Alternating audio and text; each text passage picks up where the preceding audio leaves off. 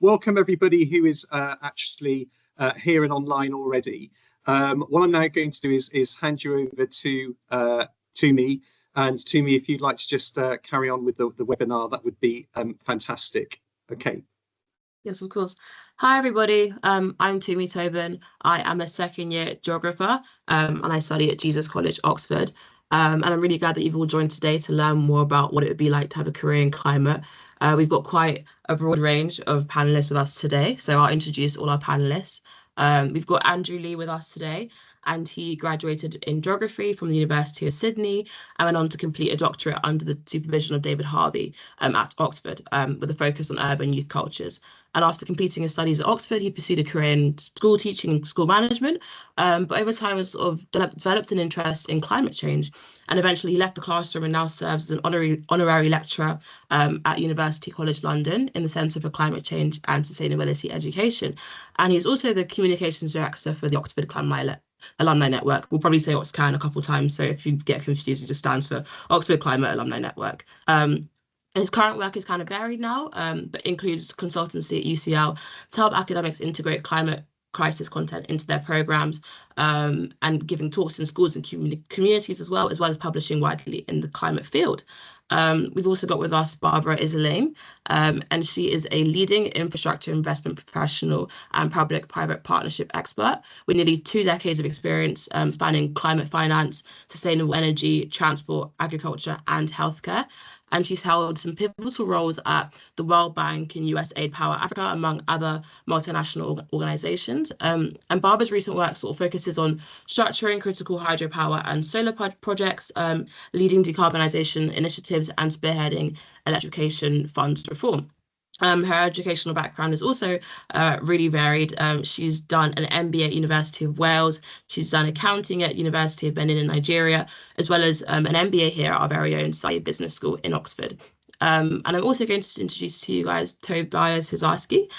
He read philosophy, politics and economics at Oriel, Oxford, and has spent most of his career sort of in the investment and asset management firms, including major private equity firms as well. And he currently spearheads impact investment initiatives at a leading asset management firm, which is focused on renewable energy and infrastructure. He is also a co-founder of Change Clubs, which is a global non-profit platform to inspire climate action. And he's also responsible for membership engagement within Oxford Climate Alumni Network. I know I've said a large amount of information to all of you, but hopefully we'll sort of get into more of what that looks like for each of our panelists. So the first question I'm going to ask now is, what sparked your interest in working in the climate or environmental space? And did your academic background sort of help that, or did you kind of end up straying away from your academic background? Feel free to answer, whoever wants to go first.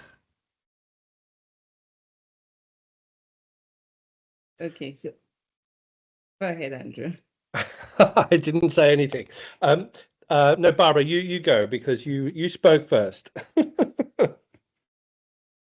Okay, great. Hi, everyone, and it's a pleasure to be here. Thanks to me for putting this together.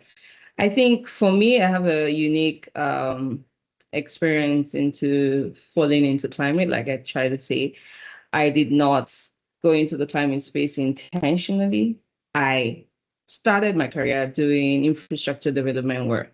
So I started 20 years ago. The first job I had was infrastructural, development, and I got to work on hydropower projects.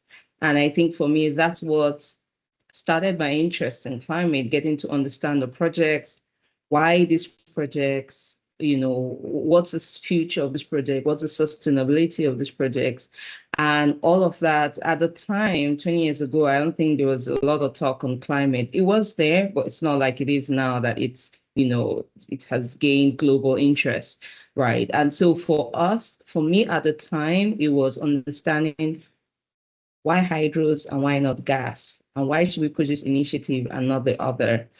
And even though my background is in finance, it led me into a journey of trying to structure the right climate-friendly infrastructure projects that were environmentally friendly, sustainable, and also somewhat, in some cases, made commercial sense. And in some cases, maybe not made the right commercial sense, but made the right impact.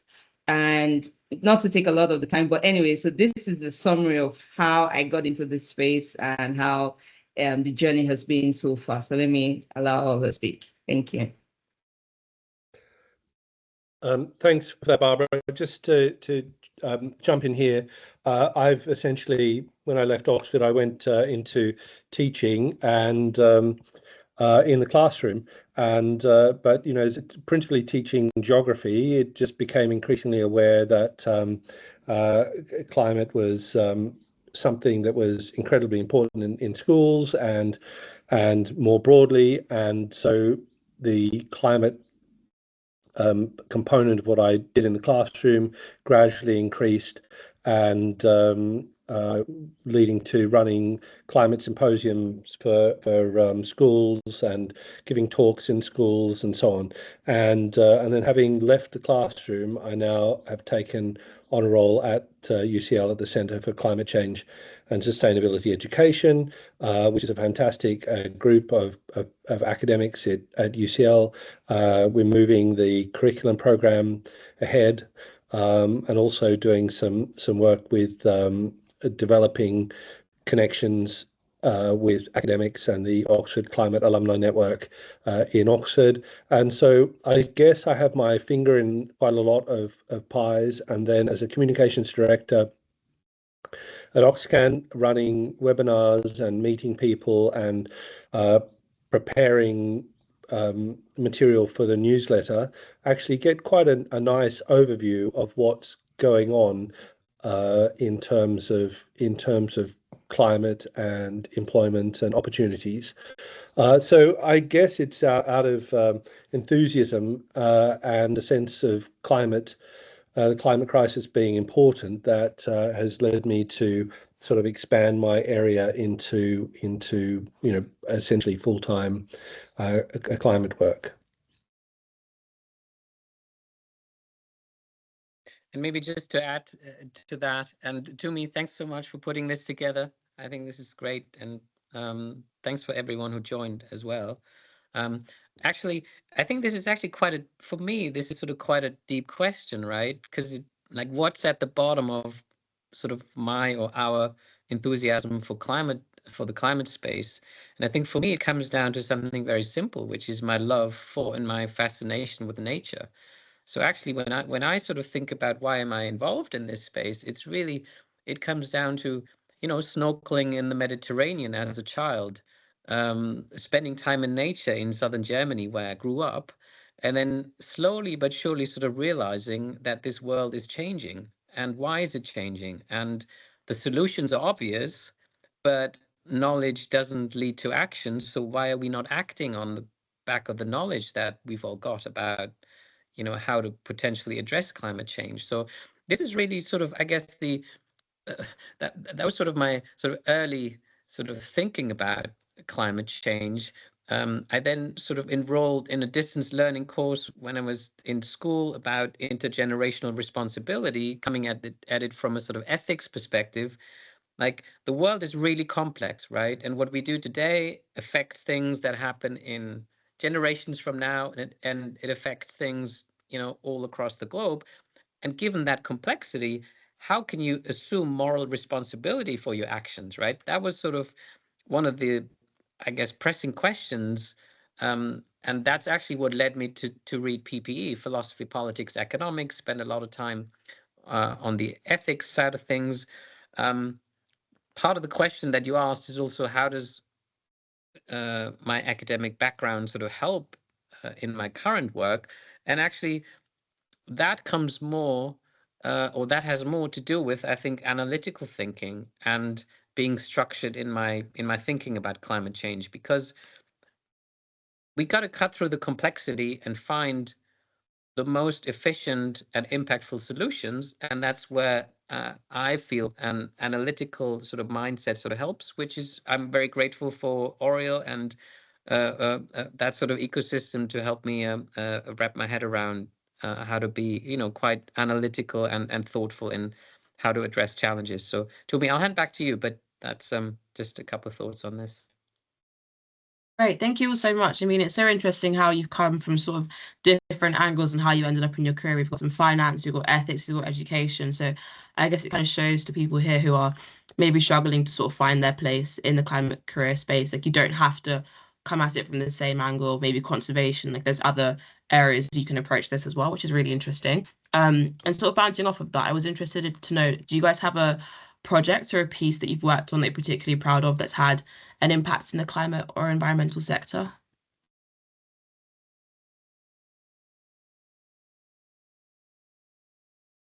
Well, happy to kick that off. And actually, for me, it isn't really one big thing. It's actually, it comes down to actually being pleased and proud of having taken, lots of small steps in the right direction, right? And in the end, I feel that's what, that's what made or makes the difference. I guess just to highlight 2 or 3 things that I really enjoyed doing. One was getting involved in setting up an infrastructure renewable energy based fund for private investors here in Germany and in Europe. And that was a novelty, or that fund is actually a novelty because up until that point, no one's ever raised or put together an open-ended fund for private investors focused on renewable energy. And that is just, for me, that's an elephant in the room type thing. On the one hand, we're saying we need to mobilize private capital, right, to for the energy transition. Okay, the energy transition requires a lot of capital, and the public sector alone won't be able to, and I'm sure Barbara can speak to this as well, but the public sector alone, won't be able to drive that transition. So we need private capital. So why is it that individuals, right, retail investors, private investors, on the one hand are saying, I'd love for my capital to do something useful and not just create yield and returns and IRRs, but also to have a positive ecological or social impact on the one hand, and on the other hand, financial markets today are still sort of have a gap on the impact investment front, and lots of sustainable funds work based on exclusion criteria. So they exclude certain things such as fossil fuels from their sort of remit, rather than focusing on targets and goal-oriented positive ecological or social change. So to cut a long story short, I was really happy to be part of one of those initiatives and launch a fund.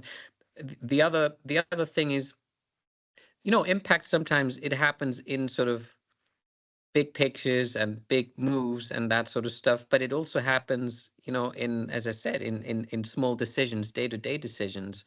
And actually, I co-founded an initiative called Change Clubs, based on this idea, which is basically, we can't rely on business or sort of political initiatives, etc. Alone. We all need to make small changes in our lives towards a more sustainable sort of world. And the idea behind Change Clubs is, let's create small clubs all around the world. Anybody can create a club. And what you do in a club is you talk about, what can I do in my own life, right? Detach yourself from the big structural challenges that I know Andrew and Barbara and I are spending a lot of time thinking about.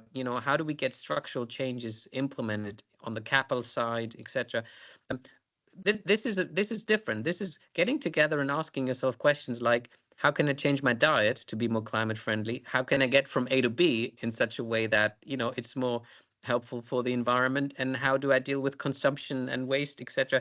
So we look at verticals, and Change Clubs basically put together sort of like a blueprint manual almost across different verticals like capital, transport, housing, consumption, etc., where people can get together and think, okay, what's the change that I can make? My point is less about Change Clubs itself. It's more about, I think everyone's got to find their own niche. And sometimes for me, it's different niches, right? It's trying to work on structural sort of stuff, but it's also trying to work on small day-to-day changes that anyone can implement in their own lives.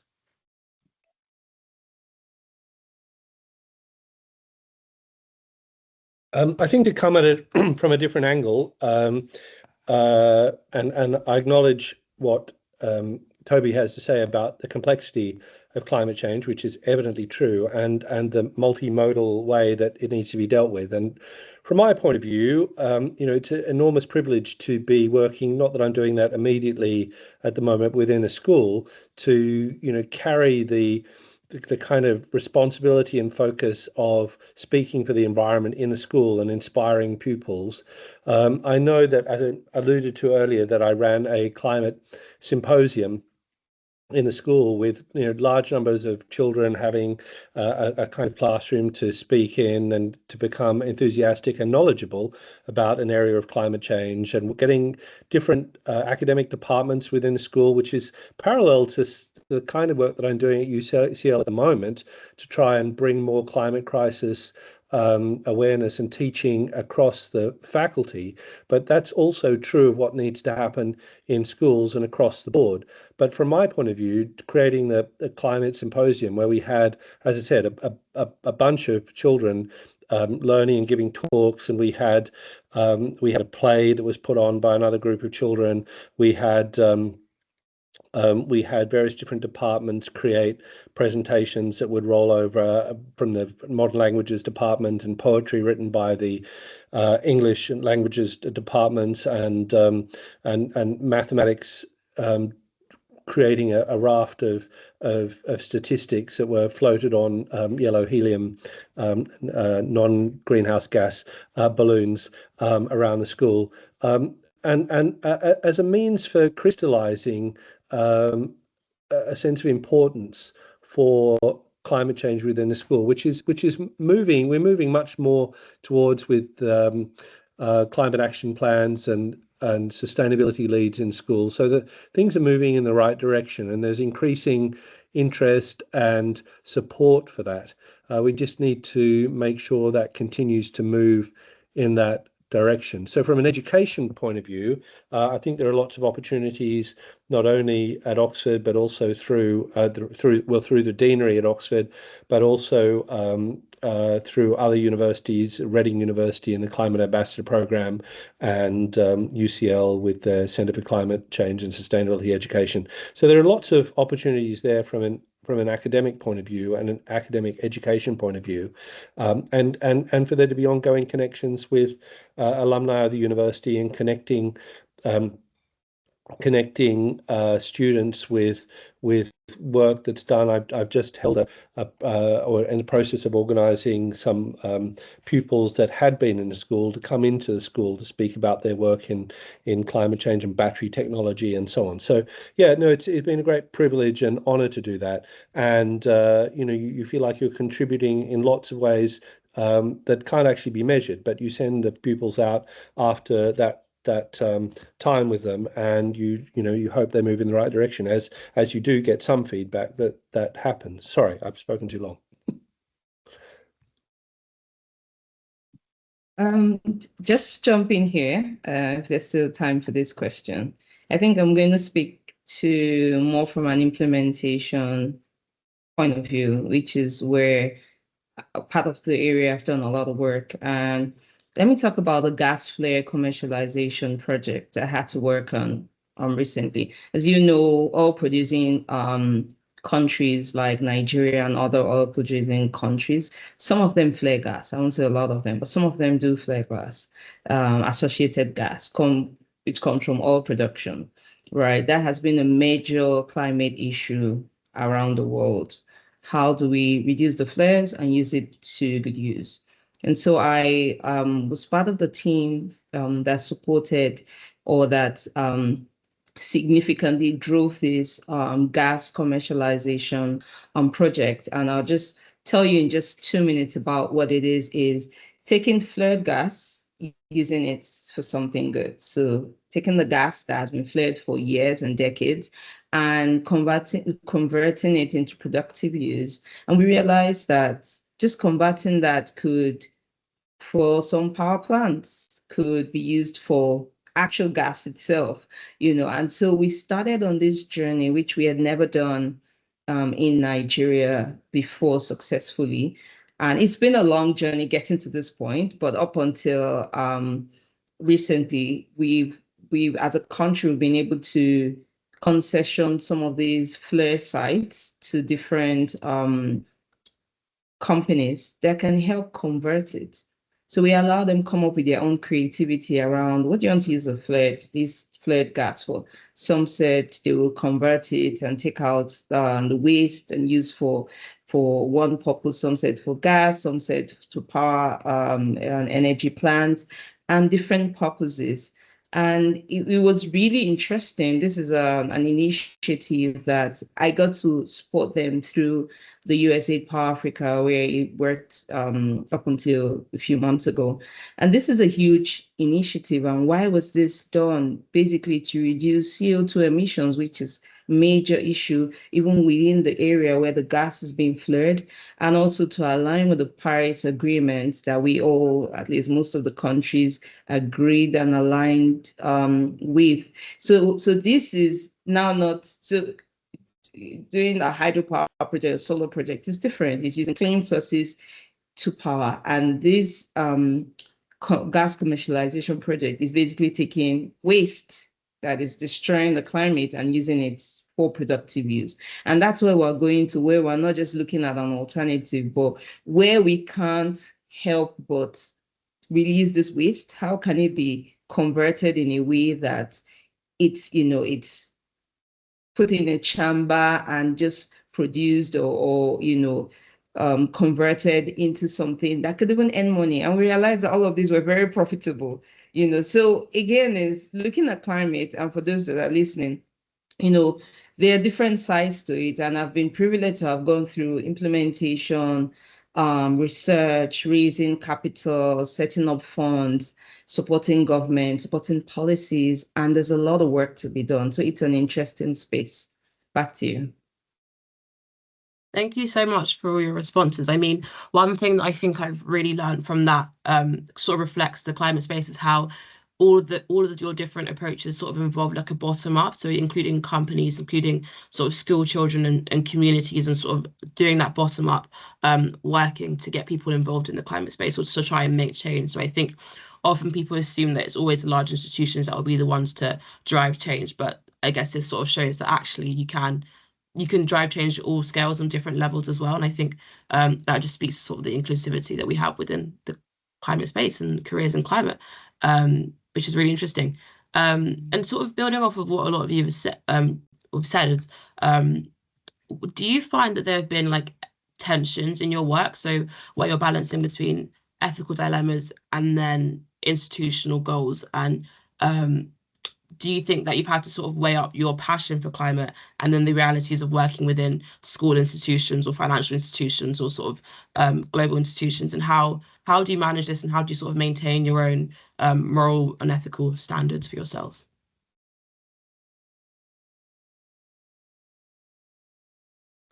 I'll happily sort of take that because for me that's a constant daily and strategic balance that we got to get right, and that I got to get right. And actually, as an enthusiast for sort of climate action, I find it sometimes quite difficult to actually navigate that, because I feel often the solutions are there, the technology is there, the capital is there. We just got to put it together, and yet there are constraints. Okay, so how do you navigate that? And there's I guess there's a fine balance sort of to be sort of accomplished around how do I articulate my passion, enthusiasm, and rationale, logical and analytical sort of rationale for pursuing something. And then Barbara, I think you explained beautifully how in the case of that flaring sort of issue, what the solution looks like and what it can achieve. How do you balance explaining that and standing up for that? Standing up, and a bit like Andrew said, speaking for our world and for this earth, to sort of say this is something that we should move forward on, with maintaining a seat at the table. Because often, if and when I go if I sort of too much on the side of this is what's got to be done and it's obvious, right? I lose a seat at the table, because that can come across as uncompromising, too direct, etc. And I find that that's a daily balance. the solution that and it's a simple solution that I try and use, is just listen. Listen. And it's important to understand, I think, where people are coming from, why they are seemingly, putting roadblocks in the ways of solutions. There's something in the background. So the way I try and deal with that is try and understand, why are there constraints? Where do they come from? What's the underlying reason? And more often than not, actually, once I get sort of try and untie that sort of knot, suddenly, constraints disappear. But it takes effort, emotional effort, because it's hard to stay calm and collected in those moments, I think. That's what I would say about that question. Great, thank you. Does anyone have any other? Yeah. Just to jump in here, so for me, it's real because I'm in investment space, right? Because on one hand, you want to save the planet. I don't even want to say a country, you want to save the planet. But on the other hand, sometimes the funds you're trying to deploy are funds that require return. And in some cases, these initiatives may not be profitable, right? And so I've had the opportunity to move across, and I've been in situations where the government will decide to provide some sort of grant to enable these climate-friendly initiatives soar in the country, right? Because on their own, they are not profitable and not attractive. Not because it's not good, but it's just not financially attractive. And I've been in cases where we've had to make, where the countries had to make these interventions to make it viable. I think being in finance somewhat puts you in the middle of where you're engaging with the policy, you're engaging with the actual implementation of the project, you're engaging with key stakeholders, you're engaging with the government. And in some cases, and I'll say this, I know we're talking about climate, but some countries are just not there yet, where they're ready to go all green. I mean, a few weeks ago, I had the webinar on e-mobility, where we're in Nigeria and in Africa, we're starting to move towards that. Are we there 100% where we could make hard policies and say, no more fossil fuel cars will be let into the country? No, not yet. However, there's a transition to that process, right? And that's why having a transition plan works, where, in the short term, this is what we're going to do, but in the long term, that. I think that helps you put it into proper perspective, where you are promoting a cause that will eventually lead to where we wanted to go with is more sustainable and environmentally friendly initiatives. But in the meantime, there may be other options that may be explored in the short term, but ultimately towards leading to that end. And what I try to do is mostly to call out the impact. Everyone thinks, oh, it's very expensive and not doable. I try to call out the impact, which is doing this way, more sustainable, more money, maybe not all the time, maybe more money in the initial term, but long term will be sustainable and environmentally friendly. And these are the advocacies or the things in the educational space that need to be strengthened more and made more clear to people, where they understand why they should, choose the climate-friendly option. And even if that's not the immediate term, the advantages of having this in the mid to long term for whatever country or group. Back to you. Yeah, I think the other thing that is a positive is that infrastructure in different industries, whether it be through the range of commercial industries or through education, there is increasing infrastructure expectation goals that need to be met, and increasing interest in addressing and moving things in a climate direction. For example, in schools, and I think there's some parallels commercially as well. There have been some reluctance at times to embrace climate action, but with the expectation for the Department of Education that schools during 2025 have sustainability leads and a climate action plan in place, schools feel as if they have to get there. And that is happening increasingly, as far as I can see, commercially too, within particular companies, especially those that have a green focus, wanting to meet their own goals, but also countries that are wanting to achieve certain levels. And so, there's a greater there's a softer landing for discussion of things relating to climate, and that's the direction it has to move. And I think obviously it's a good thing. Yeah, it's definitely really positive to hear that there are solutions that exist for these challenges, and that there's an improvement in progression towards our sustainable goals. And that's really exciting to hear, I guess. Just having those skills and enabling to mobilize people and get people to feel the same passion that you do. And I think what Tobias said about listening is really important, and understanding that everyone has their own point of view and they're coming towards the situation. So understanding different stakeholders' perspectives and why they believe a certain thing or why they are encouraging a certain program, I think is really important. And sort of building off of that, I guess, what sort of skills and experiences do you think have helped you in your current careers, or would you recommend that students focus on or prioritize in university or in their extracurriculars? And what skills have really helped you get to where you are now?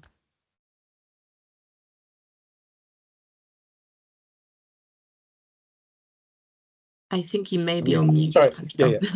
No, I think coming at it slightly from a more broad educational point of view, there's in addition to university courses, hopefully covering increasing amounts of climate crisis content, I think individually we have responsibility to do our own research and to keep abreast. The thing about the climate crisis is that things are always changing, goalposts are moving, and so it requires a degree of agility of thought, and a preparedness to think outside the box. And so hopefully they're all skills one hones at a university level, and you're never quite sure what shape it's going to be. It doesn't necessarily make it easier in terms of planning a career progression. I mean, the great thing is, I don't know whether it's a great thing, but it's a growth industry because it needs to be. But there are lots of opportunities there, but it's a shifting space, and one just needs to keep abreast.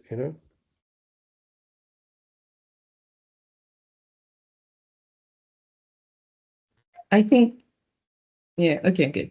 From my perspective, I would say it depends on the area, right? You find yourself in. Some people are more on the scientific side, some people are more on the analytical side.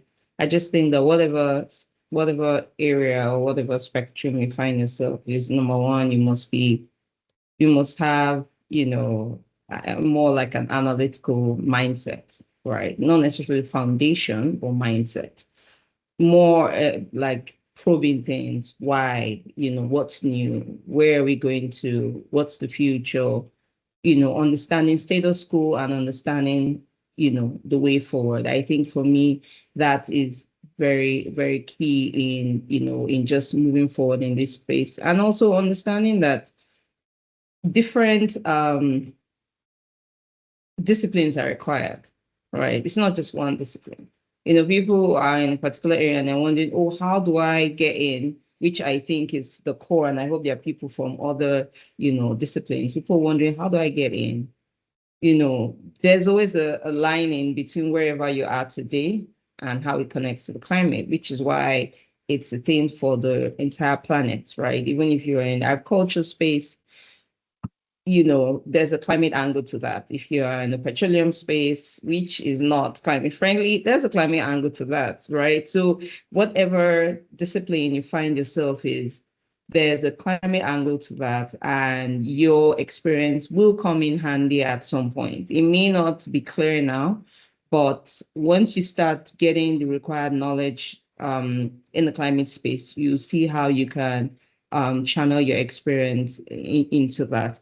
And I would say on-hand experience is very important. Like actual project experience is very important. You know, reading the policy is good, writing it is good, doing the project completely different.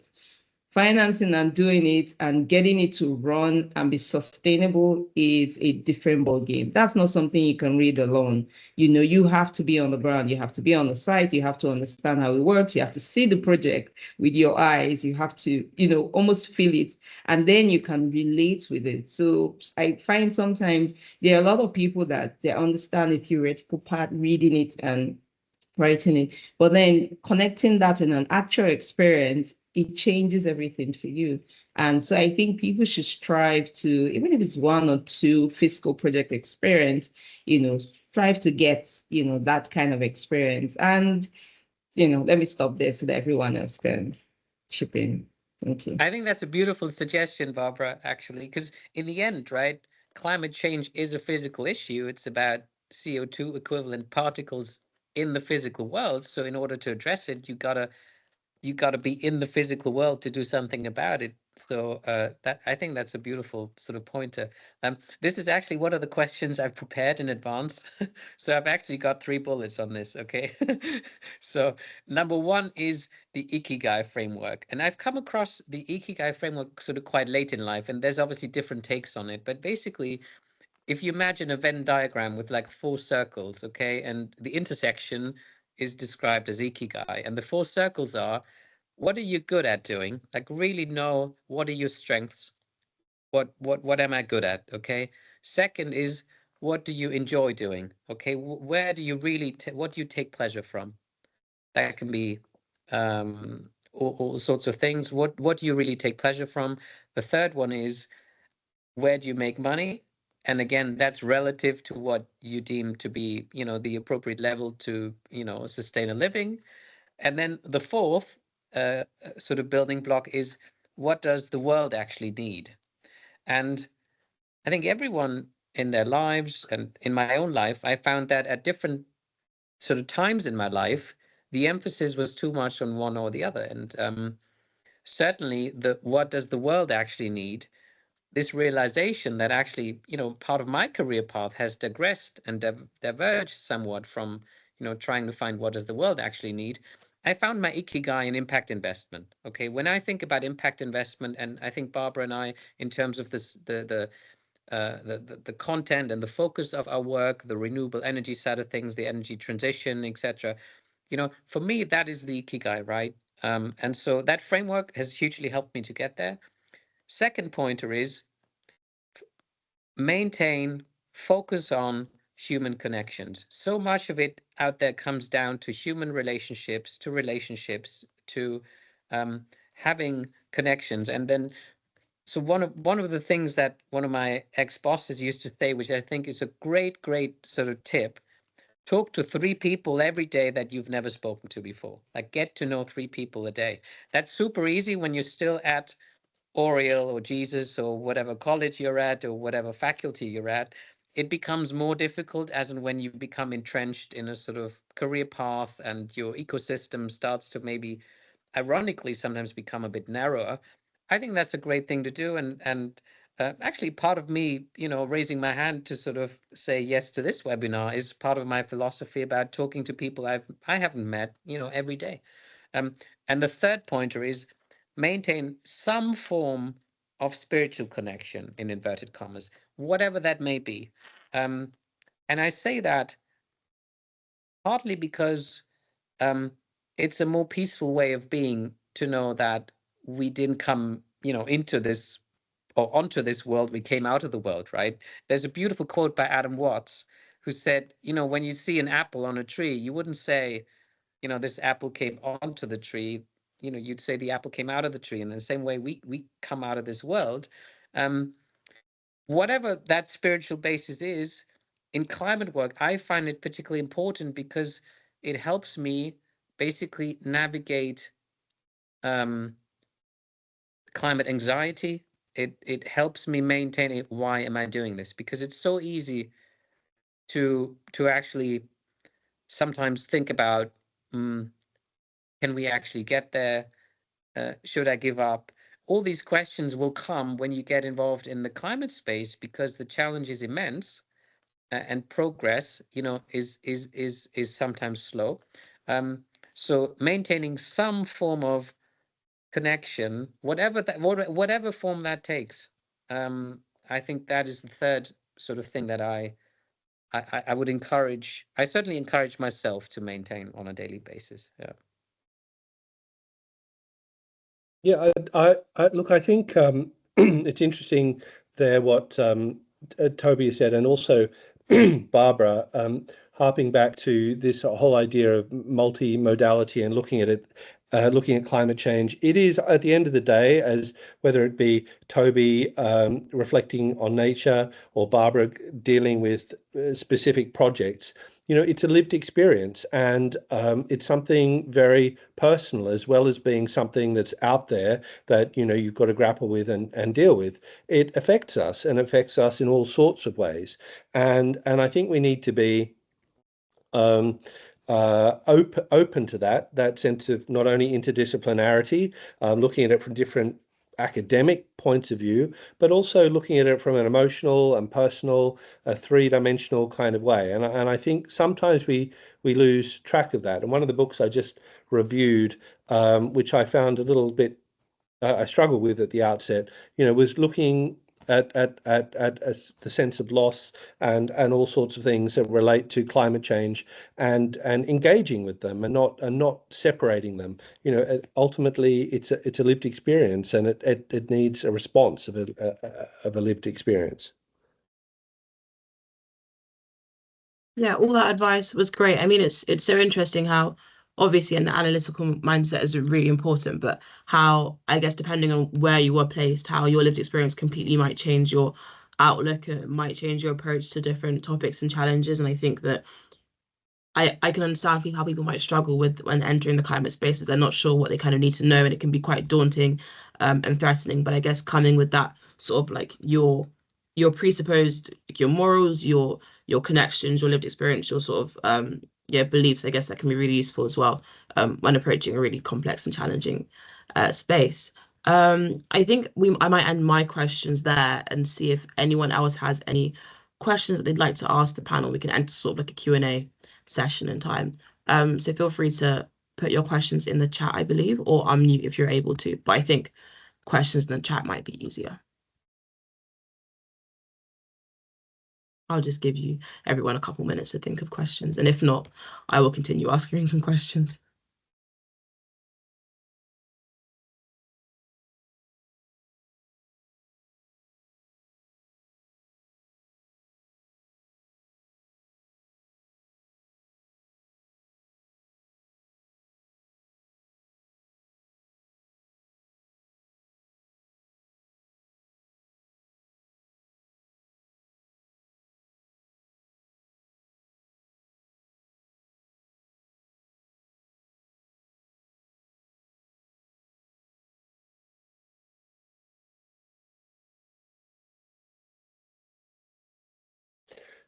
Whilst we're waiting for those questions to land, it's interesting to speaking to graduates who are working commercially in London, various different contexts. I've met people, and just to say that even though there hasn't necessarily, and sometimes there has been, an expectation of climate literacy in recent appointments, increasingly the work that people are working in what might seem to be unrelated or less related to the climate crisis is climate related. So I think, increasingly, regardless of whether you take a job role that has a climate rubric, as it were, increasingly you're going to be working or dealing with climate issues. And so, having some climate literacy is, I think, a really useful thing to come away from university with. You're going to end up all roads. Well, there's an inevitability in there that all roads lead to Rome at some point. Yeah, I mean, it's really interesting how sort of climate is becoming more involved in every sector and space. I feel as though because it's such an important topic, it sort of can't be separated from other like disciplines um and things going on in the world. We've got a question from Simbarashi. And it says this question is directed towards Dr. Lee and any other Oxford staff, students, or alumni. How does the university get students involved in climate change related projects? How does the rigor and depth of academic study undertaken in the Oxford geography course turn it into real world impact? I can quickly give my opinion because I'm currently a student in the university. I would say that obviously it depends on how interested. As a geography student, the department's not going to force you to get involved in sort of climate projects and things going on in the climate just because we have our independence and you can sort of choose what you want to be involved in. But there is plenty of space to get involved in different committees. So, for example, I'm on the Oxford Climate Society Committee as Partnership and Campaigns Director, and I get to get involved in different climate-related projects and things like that as well. And we have the more campaigning side, which you can sort of collaborate with the university and collaborate with other organisations around Oxford and get involved in climate projects. So I'd say a big way to get involved is just to join climate societies and other sort of committees or other NGOs and organisations that are working in Oxford as a student. You know, the you will have noticed if you're a student at Oxford that the university is a complex place, and there are all sorts of things happening in different parts of the university, and over a period of time, it's gelling and coming together in a more coherent way, which is a great thing. I can speak a little bit for UCL, where I've been recently interviewing academics who have incorporated increasing amounts of climate change content into their course, be it in the medical faculty, whether it be in the history faculty, engineering, and so on.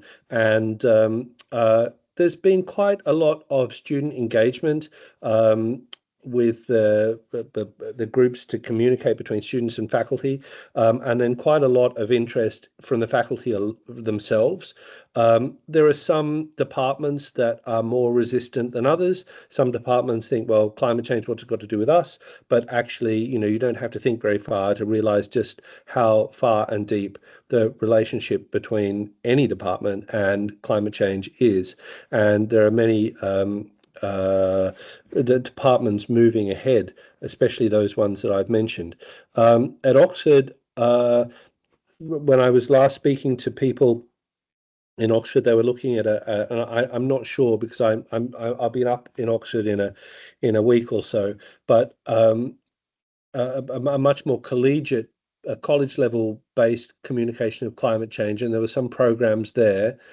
Arguably, I think that UCL might be a little bit ahead of the game. I mean, they're certainly at the top of the lists in terms of sustainability in education, in higher education. So I can't really speak any further on that regarding Oxford, but the university is clearly moving in the right direction. And just one attempt to sort of add to this, because the question or the sort of second part of the question was, how does the rigor and depth of academic study undertaken in the Oxford Geography course turn into real world impact? Lots of great alumni have created lots of great companies, startups, entrepreneurs in that field. And so there's also an indirect way in which any college, any faculty, and the university can basically connect you or students of geography or other courses with real world impact, and that is seek out alumni who've created impactful, meaningful ventures. That can be a company, it can be a research institute, it can be whatever you want to get involved in, because they will be out there. And I know that they often are looking for exactly what's embedded in the question, rigor and depth around academic study. I mean, just take geothermal energy, right? There's lots of companies out there, some of them run or founded by Oxford alumni, who are trying to scale geothermal projects, for instance. So this is just one of hundreds and hundreds of examples as to how I think your course and your, I guess, academic rigor can translate into making an impact in the real world out there.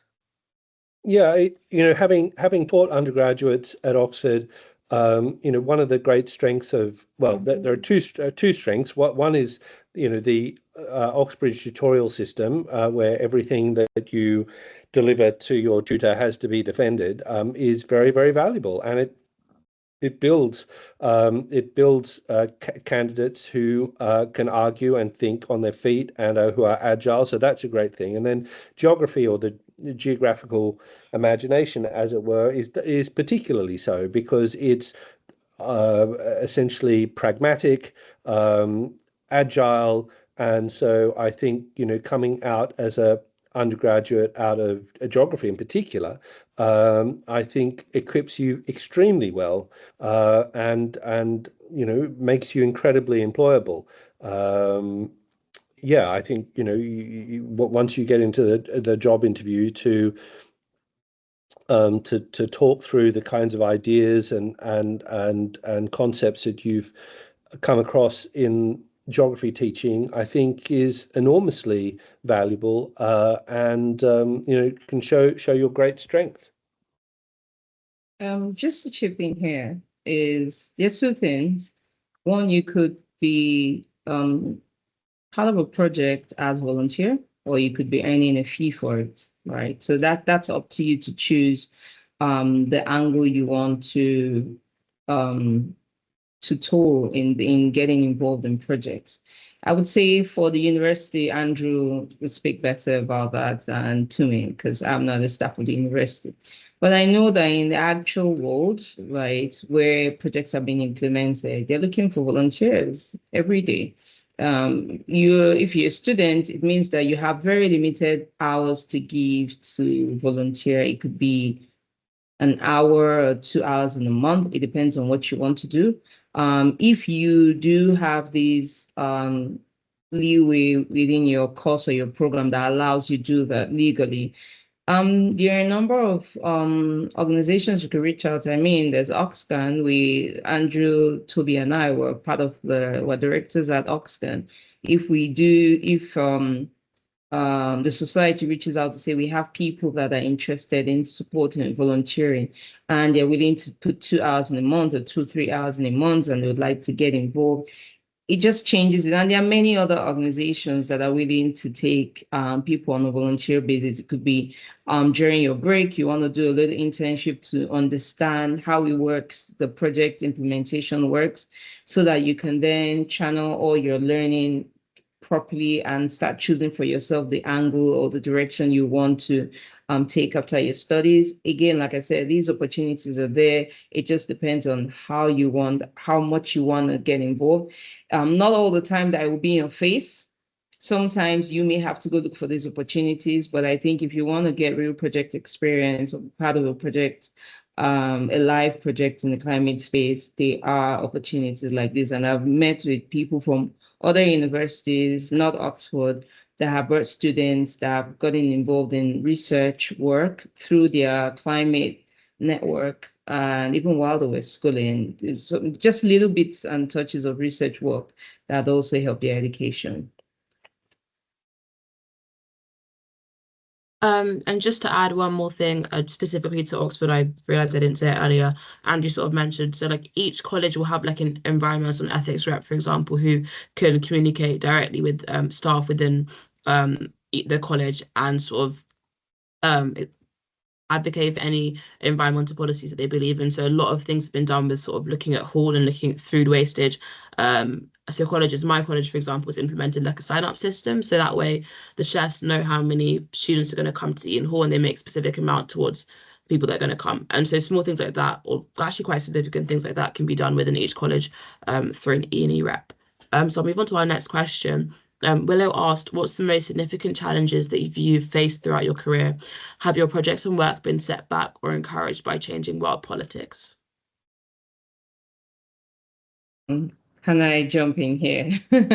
Absolutely. This is a very sensitive question, I'll try to mask it without giving out the projects. I've worked on projects where it's clear to everybody that doing a particular project will save the country, will save lives, will save properties, climate-wise, environmentally, will save, would bring, would help generate revenues.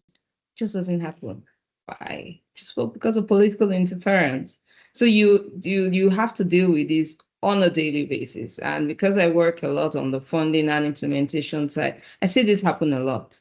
Is it going to be a viable climate initiative? Yes. But just because it's not aligning with certain political interest at the time, it's not being pushed forward as an agenda. And I was speaking with someone from the Climate Center in Nigeria about this yesterday, and how I've been on a particular project for the last 14 years of my career. I've been talking about it. We all know the project. We've talked about it. We know how important it is. It just doesn't move from the paper point of view. And I keep saying, I wish, I have the powers to just go ahead and do the project. So yes, these things happen. It won't derail you, but you move forward and keep stringing it along. And then one day, boom, maybe we get done. But yes, these are things we have to deal with every day in our career. Things that you think are very clear, everyone should jump at, and people just don't do it because it doesn't seem to score actual political points for that season or for that political regime. And it just doesn't get done for no reason. So these things happen, but sometimes you need to separate your emotions so you don't get so discouraged that you stop moving on. But again, you still keep it within sight and you keep moving on. Like I said, I've been on this particular project for 14 years. I've been talking about it for 14 years. And as I'm talking to you now, it's still in the works. We're still talking about it again, but it hasn't been done yet. So hopefully the next time I'm here, I would say, yes, something's being done about it. Yeah. I feel for you, Barbara, and just to come at it from another angle, I think my approach to this is I always try and think about whatever the political, regulatory, financial, and governance hurdles and setbacks are, what can I do better to navigate them, right? And there's a fine line between the two. It's easy to look at. I'm quoting the question, right? Changing world politics. It's easy to look at, I mentioned earlier, a capital regulation around limiting private investors' access to renewable energy investments, etc. It's easy to look at that and then not know, where to start. And if my starting point is, these are the constraints, what can I do today to make a difference? And it comes back to the points I said earlier. Focus on what I enjoy doing, reach out, listen to others, focus on the Ikigai model, right? Then it becomes easier to navigate that. And often there are out-of-the-box solutions. Sometimes, there's an out-of-the-box solution that's required.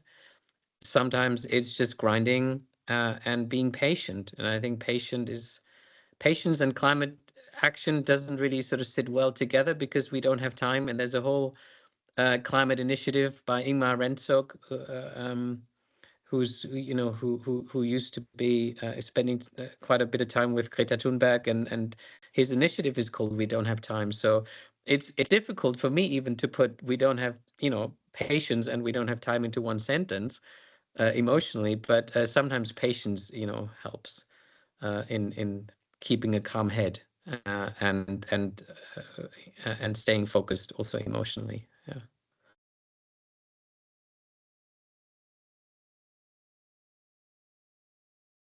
Right, thank you. I mean, I guess in the climate space, you'd imagine that there are always going to be sort of challenges that come and face you, but it's sort of how you work around those challenges and sort of overcome them, I think, is the most important part. And I think, as we said earlier, there's definitely progression in the right way. It just might take a little bit longer to sort of get there in the end. But there's another question from Samaya as well. And it says, when there are so many different areas to go into education or science policy, how did you choose where you wanted to make a difference? I know we sort of covered a little bit of this and what kind of sparked your interest, but I guess how did you go from that spark to choosing where you were going to go? I think some of that just springs or relates to Toby's Ikigai approach, but also, what are your capacities and where do you think you can make the greatest difference? But also that you will enjoy and get rewarded personally for following it. I think in a sense it's a reflection of where you want to go and how you find your voice. I mean, we talk a lot about finding one's voice in education, but you can find your voice in the climate sphere as well, the space where you think you can make the most difference. And the other thought, just building on what Andrew just said, is just to realize there's no wrong answer to this question, right? And I'm spending, it was a conscious decision for me to spend my life and my career in climate finance. But I asked myself a similar question, because once you've decided to go into, say, in this case, it says education, science, policy, or investment,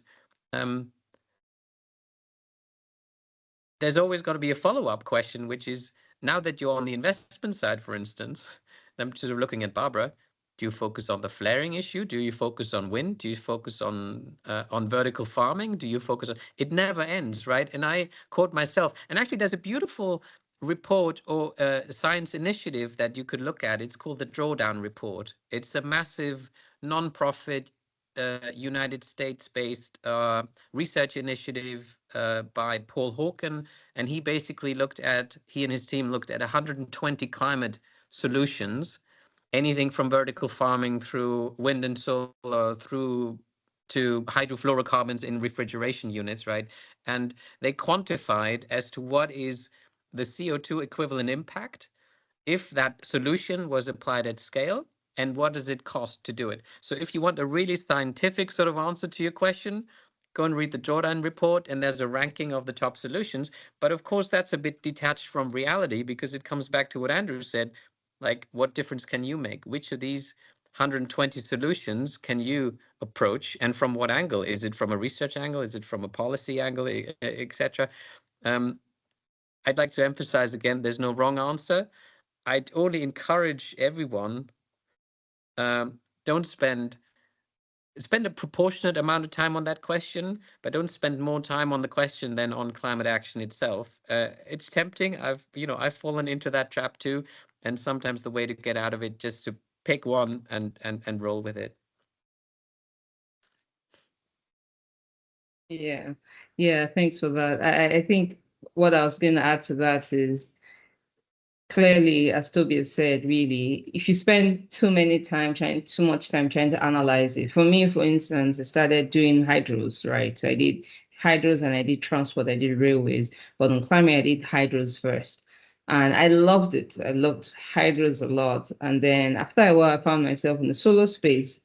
And at the time, it felt like I loved hydro more. And then I had to learn about solar and how it works, and how the technology, sustainability, environmental part of it.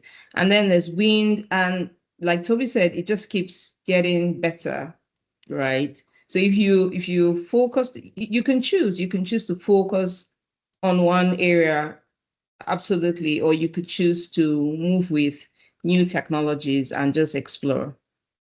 Yeah.